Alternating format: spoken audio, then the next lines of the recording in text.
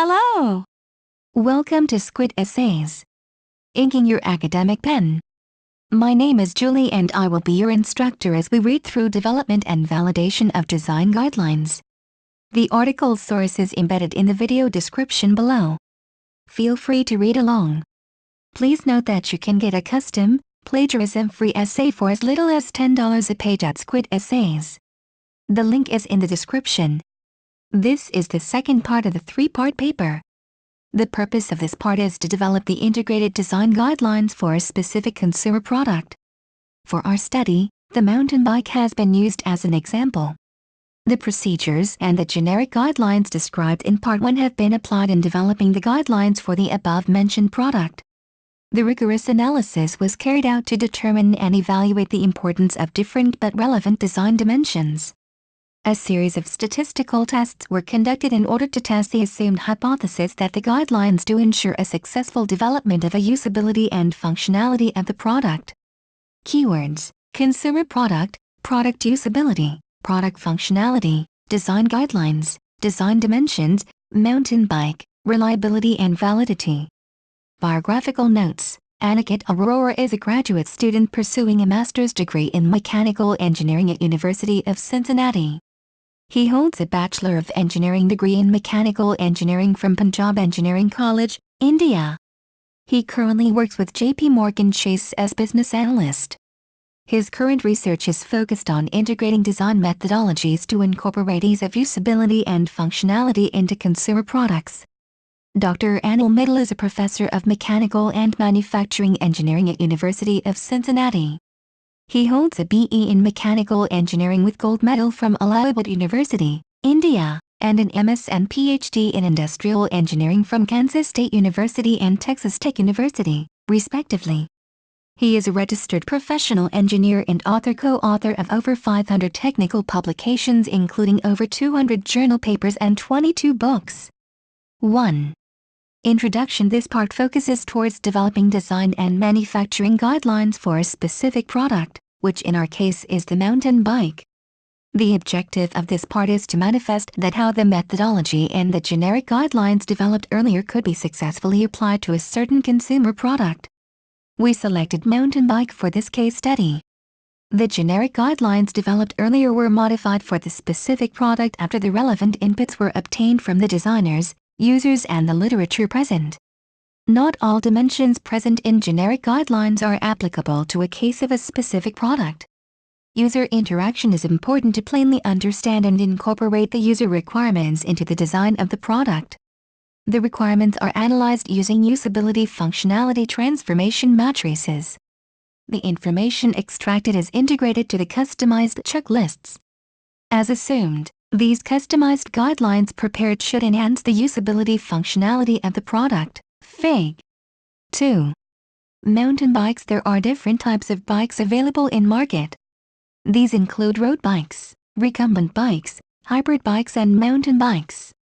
The road bikes are designed for the use on paved roads. Recumbent provide a more ergonomic design by having the rider in the laid-back position rather than the more common upright position. Hybrid is a cross between road and the mountain bikes. Mountain bikes are specifically designed for the off-road conditions including bumpy terrains or other rough trails. Though the recumbent bike is also available in its mountain bike variation and the hybrid bike too is good for some off-road biking. But we will only focus towards mountain bike as a product for our study. For the enthusiast, riding a mountain bike is purely an emotion and an inspiration. Mountain bikes are currently available in the rigid frame and the suspension frame design. 2.1 Components and architecture of mountain bike. The most important components of the bike are frame, fork, brake, wheels, derailleur and cranksets. The brake, derailleur and crankset are bought from the vendor and assembled. For the purpose of brevity, a brief description of different parts used has been given below. The specifics are not included as this will be used as a concept design. The most common frame design for the mountain bikes is the rigid frame and suspension frame design available in numerous variations. The members of the frame are down tube, head tube, top tube, seat tube, chainstay, seat stay, bottom bracket shell, shock. For suspension frames, main, and dropout pivot, and brace-ons like shock mount, etc. There are two important suspensions in the full suspension frame design, viz. the front, fork, and the rear suspension. The frame consists of the front triangle, which includes fork, head tube, top tube, down, seat tube and bottom bracket shell. The rear assembly includes the swing arm, which consists of chain stays and the seat stays. For the suspension frame, the seat stays are connected to the sub-assembly of seat and down tube through the use of pivots. The shock is mounted onto the top tube using shock mount, which is soldered to the top tube. Seat stays are then pivoted to chain stay using the dropout pivot and is pivoted to the lever at the upper end. Lever is mounted on the seat tube. Fork connects the handlebar to the front wheel. The fork sub-assembly consisting of steering tube, fork crown, outer and inner fork legs, brake bosses, fork boots and the suspension comprising of spring in the dampening system. In this, the inner legs are attached to the fork crown. The outer legs along with steering tube are attached to the front hub. The fork is connected to the frame through bearing mounted in the head tube. Wheel comprises of rims, spokes, tires, tubes, cassette and hubs. Rim, spoke, nipple and hub are required to assemble the wheel. The spoke is connected to the rim with the help of nipples, which are connected to the rim through eyelets. The head of the spoke is connected to the hub shells. Hub is connected to the rim through spokes. The standard cup and cone hub contains the axle and bearings. Cassette hub and cogs are integral part of rear hub. It makes sure that the wheel move freely when the pedals are not turning.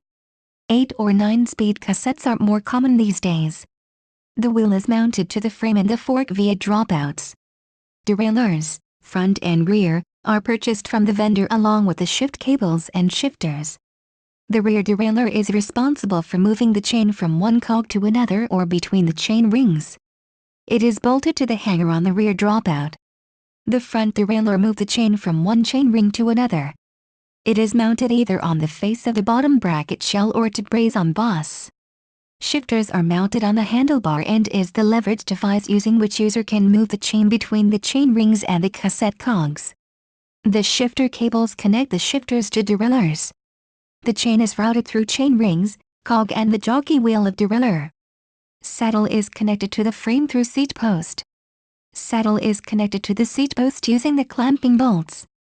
The seat post is inserted inside the seat tube and is tightened using the seat binder bolt. Another important sub-assembly for the drivetrain is crankset. It consists of crank arms, chain rings, bottom bracket, chain ring bolts and crank bolts. It is purchased from a vendor.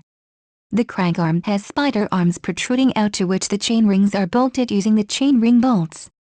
The crank arm is slipped onto the bottom bracket spindle. Install the crank bolt to clamp it. Pedals are screwed to the crank arm at the end.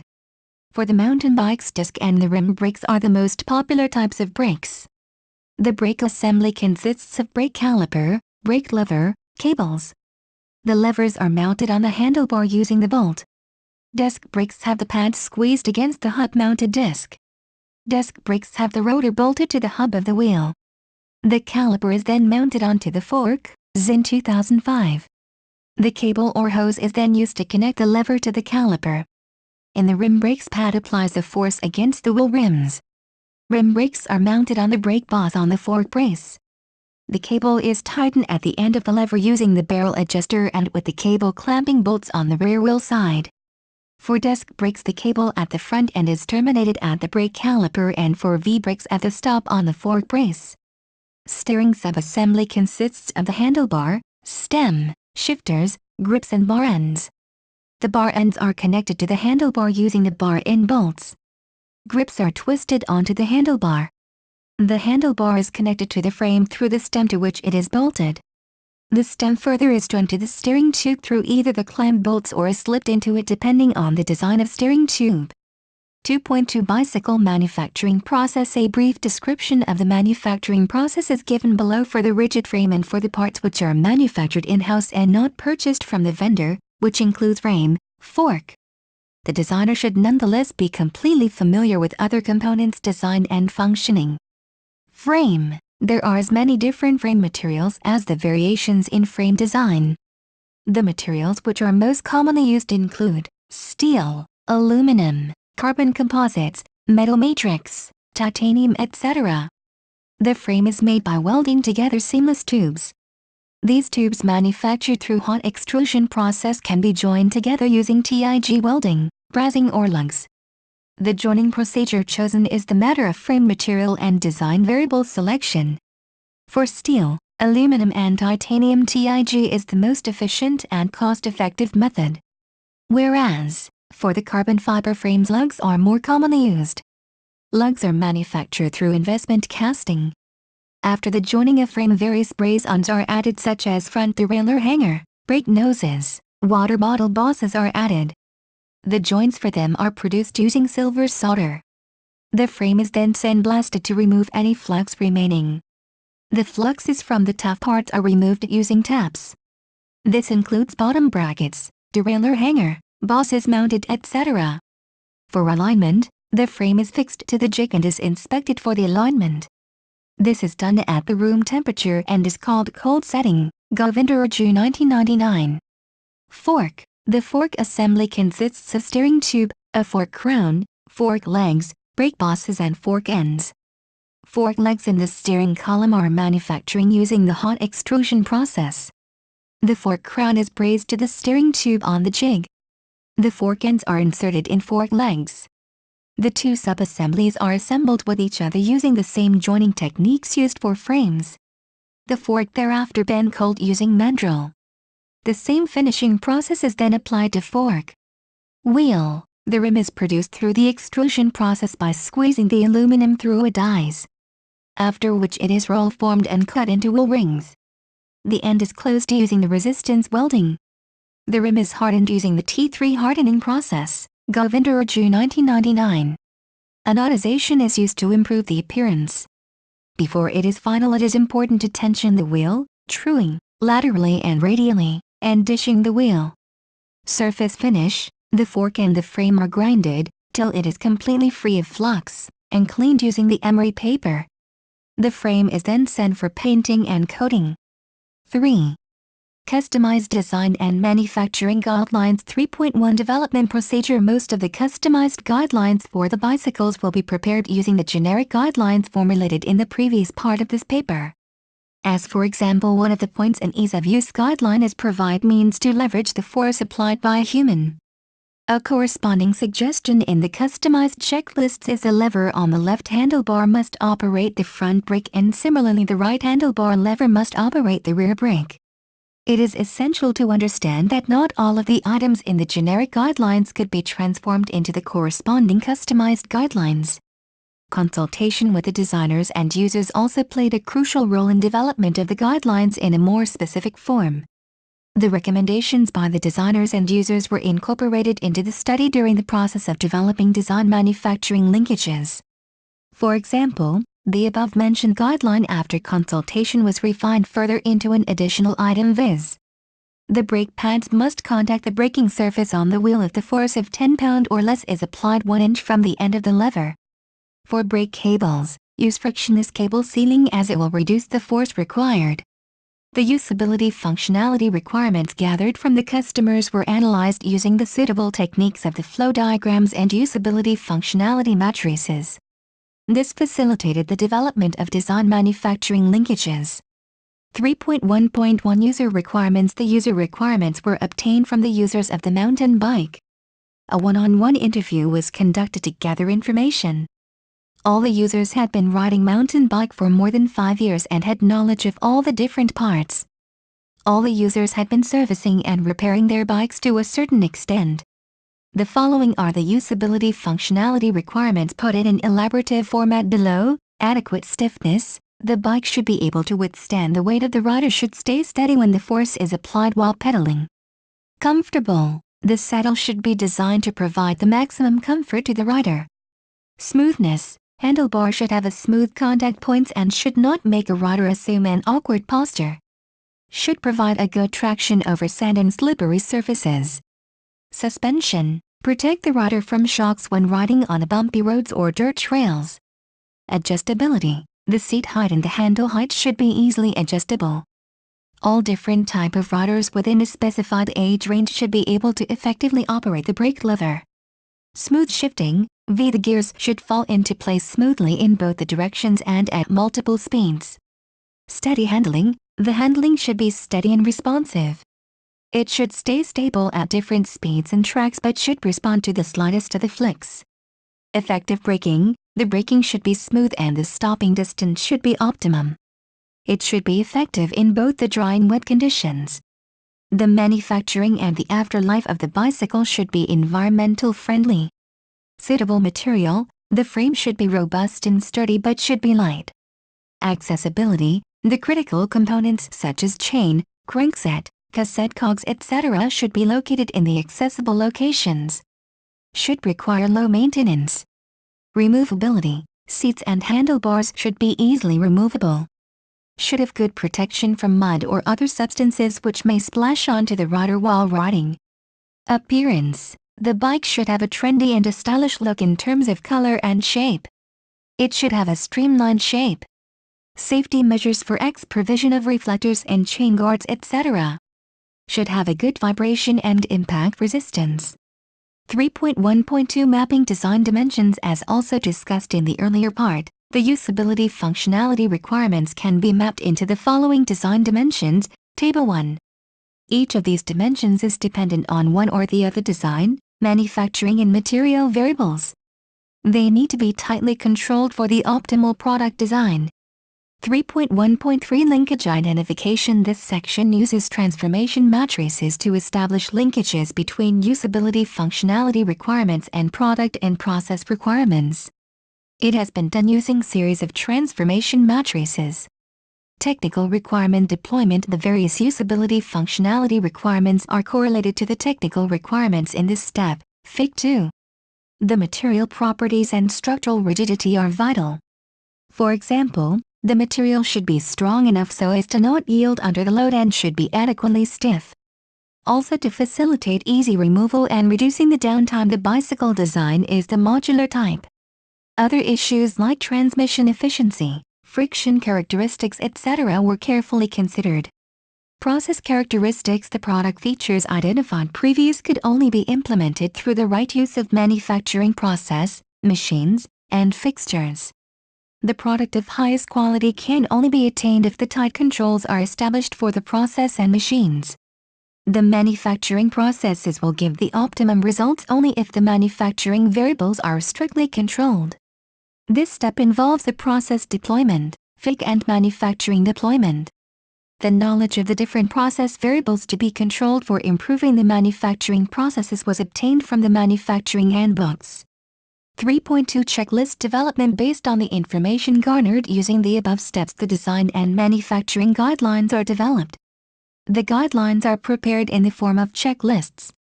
Due to the restriction in space, only the guidelines for ease of use and performance are shown over here, Table 2 and Table 3. The items in the questionnaire could be evaluated by the designers on a 1 to 5 scale, with 1 being the least important and 5 being the most important. 4. Survey deployment and testing. 4.1 Data collection and data analysis. In order to test the effectiveness of the guidelines, a survey was undertaken and the subsequent analysis was performed. The objective of the study was to evaluate whether if the guidelines ensures that the user's usability functionality requirements are met or not. The test was administered to 18 people.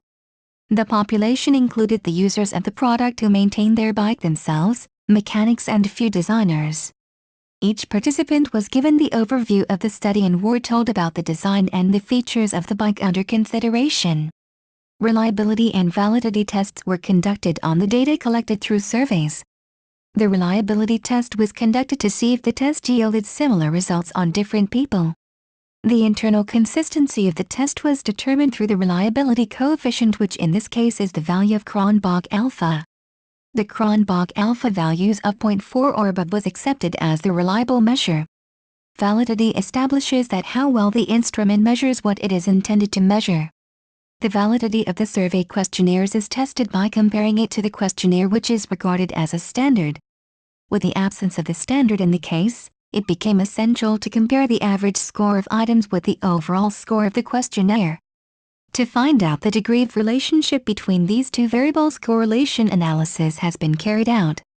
The Pearson's R is most common measure to determine the association between two variables in terms of the direction and strength of relationship. After the reliability and validity tests, it was essential to determine which all design dimensions identified for this product are most influential or most important for the customers. The objective is to quantify the importance of these dimensions. The knowledge of this will help the designer to concentrate their efforts more effectively towards more important design dimensions. This will reduce the subjectivity involved in the selection of design variables. It should be noted that these dimensions are highly correlated to each other, which renders the normal statistical techniques ineffective. Therefore, in order to overcome the drawback, the principal component regression, PCR, was used for analysis. The variables for only two design criteria, viz. ease of use and performance, are screened. Those dimensions which were found to be relevant after considering the user requirements were evaluated. Table 1. According to Dunham in 1989, when variables are highly correlated, principal component analysis replace the correlated ones with independent ones. Principal component is the linear combination of the original correlated variables. PCR is the regression model using principal components as the variables. Han and Kim, 2003. The degree of influence of any variable in PCR is described as the ratio of the variance explained by the variable to the total variance, Cx. I. Larger the ratio, greater is the influence of the variable. Value of 0.4 or above for the Cronbach alpha is considered to be acceptable. All the sections are considered reliable according to the rule. As discussed earlier, the validity of the questionnaires is measured by comparing the average score of the questionnaire items with the overall score of questionnaire. And on analyzing the scores, we conclude that all the design criteria are considered to be valid. The correlation coefficient for the performance, safety, ecological affinity, reliability and ease of use are modestly valid, as their values lie between the range 0.4 to 0.69. All the sections were found to be significant at 0.05 level. Variable screening. The next step was to screen the dimensions for their importance using the PCR. Based on the Minigan, which was said to be equal to unity criteria, only 3 and 4 principal components were selected for the two criteria. The cumulative variance explained by them is 66.14% and 88.46% respectively. The questionnaire items for ease of use were named from V1 V8 and for performance P1 P7. Table 5 to 6 represent the variance explained by each principal component, PC, and the loading of each variable, design dimension, on each of these PCs. Almost all the dimensions represent equal degree of importance. Though for ease of use it could be observed that user found ergonomics to be more important than others. The results come as no surprise, as only the relevant dimensions were studied. 5. Conclusion. The design guidelines, if followed properly, are a roadmap to the development of a successful consumer product. Based on the outcome of various tests conducted, it can be safely said that the guidelines developed simultaneously ensures the usability and functionality of the bicycle. References: Dunham, G.H. 1989, Principal Component Analysis, Newbury Park, California, Sage Publications Incorporated. Govinder Raju, Major Kumar, 1999, Development of Generic Design Guidelines to Manufacture Usable Consumer Products, University of Cincinnati. Han, Sung H. and Kim, Jong Seo, 2003, A Comparison of Screening Methods, Selecting Important Design Variables for Modeling Product Usability, International Journal of Industrial Ergonomics, Volume 32, Number 3, pages 189 to 98. Langley, Jim, 1999, Bicycling Magazine's Complete Guide to Bicycle Maintenance and Repair for Road and Mountain Bikes, over 1,000 tips, tricks, and techniques to maximize performance, minimize repairs, and save money, Emmaus, Pennsylvania, Rodale Press. Zinn, Leonard, 2005, Zinn and the Art of Mountain Bike Maintenance, 4th ed. Boulder, Colorado, Velo Press. Please be aware that the free essay that you were just reading was not written by us. This essay, and all of the others available to view on the website, were provided to us by students in exchange for services that we offer. This relationship helps our students to get an even better deal while also contributing to the biggest free essay resource in the UK. Thank you for taking your time to listen to me. I hope you enjoyed learning about development and validation of design guidelines as much as I did. Kindly remember that you can get a custom, plagiarism-free essay at Squid Essays for as little as $10. The link is in the description. See you next time.